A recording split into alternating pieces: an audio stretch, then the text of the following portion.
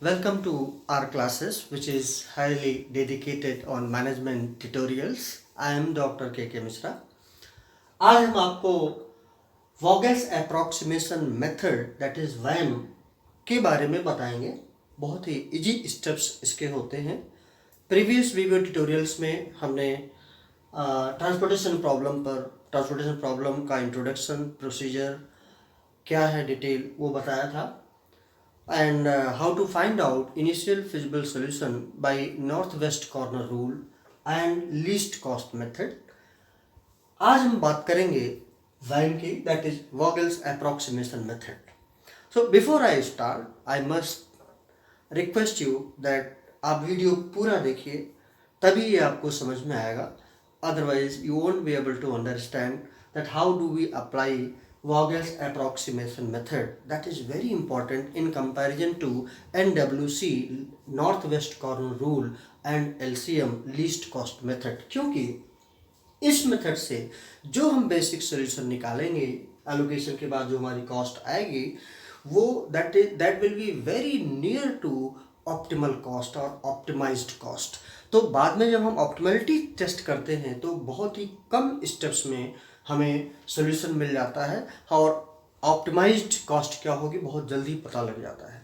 एनडब्ल्यूसी में स्टेप्स बढ़ जाते हैं ऑप्टिमलिटी के, लीस्ट कॉस्ट मेथड में स्टेप्स ऑप्टिमलिटी के थोड़ा कम रहेंगे और वैम के बहुत ही कम स्टेप्स लगते हैं। हालांकि ऑप्टिमलिटी की बात मैं बाद में करूंगा हमारे दूसरे वीडियो ट्यूटोरियल में, जिसमें कि हम modified distribution method and stepping stone method की बात करेंगे। Now here we will only talk about Vogel's approximation method. बहुत ही सिंपल स्टेप्स हैं और इसके इंट्रोडक्टरी वीडियो में हमने स्टेप्स क्या हैं, रूल्स क्या हैं ऑलरेडी हम बता चुके हैं। यहाँ हम आपको प्रैक्टिकली दिखाते हैं। तो सबसे पहले हम क्या करेंगे, we need to find out first the row wise and column wise the difference of two least cost method, two least cost cells। मतलब हम रो वाइज जो दो लीस्ट कॉस्ट होंगे उसका डिफरेंस निकालेंगे एंड कॉलम वाइज भी निकालेंगे और देखेंगे कि सबसे बड़ा डिफरेंस कौन सा है। So row and column wise the biggest और you can say larger difference जो लीस्ट कॉस्ट सेल्स का आएगा, we will make first maximum possible allocation to that cell after a particular column or row gets exhausted or satisfied। उसको हम eliminate कर देंगे और next iteration के लिए उसको हम नहीं रखेंगे। तो let's start, you see it's very simple, believe me। चलिए हम पहला iteration लेते हैं, say first here and first this side। let us start from here, two least cost, so 4 and 1। In 4 and 1 का डिफरेंस क्या आएगा, 3। यहाँ पर least is 3 and 7, so difference is 4। Here least is 4 and 2, so difference is 2। Now this way 2 and 1, so difference is 1। Here it is 4 and 4, difference is 0।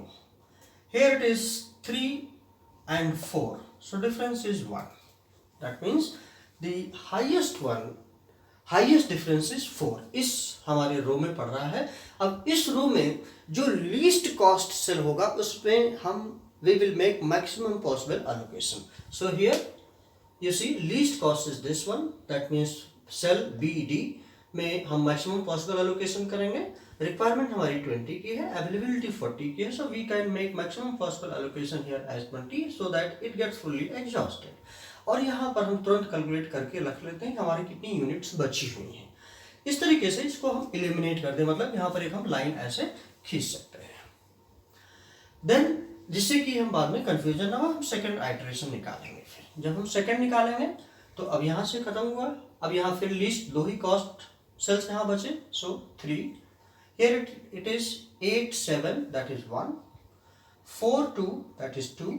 Difference here is 2 1, so again 1, this is gone, and here 4 4 0, so 0 1 2 1 3, so least larger difference is 3 here। अब इस row में least cost cell is 1, so यहाँ पर maximum requirement हमारी 35 units की है, availability हमारी 15 की है, so make 35 units here।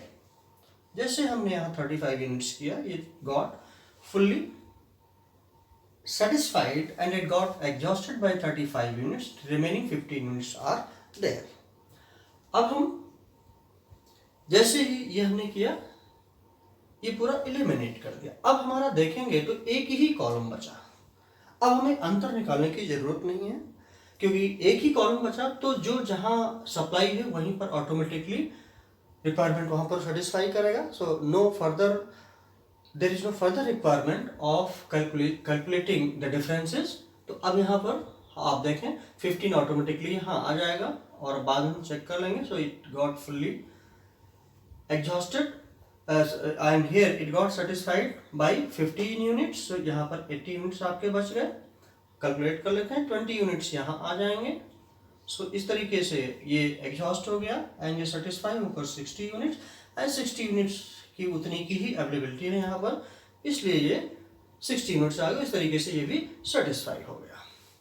That's how we can in a very easy manner we can apply Vogel's approximation method। जैसे ही हमने ये किया, तुरंत हमें इसकी एलोकेशन की ऑप्टिमलिटी चेक करनी चाहिए। तो कैसे चेक करते हैं, जैसा अभी प्रीवियस वीडियो हमने बताया था, m plus n minus 1, that means number of allocations should be equal to number of rows plus number of columns minus 1। तो यहाँ पर 3 rows 3 columns हैं, so that is 3 plus 3 minus 1 5। so here 1 2 3 4 5, that means we got 5 allocations here।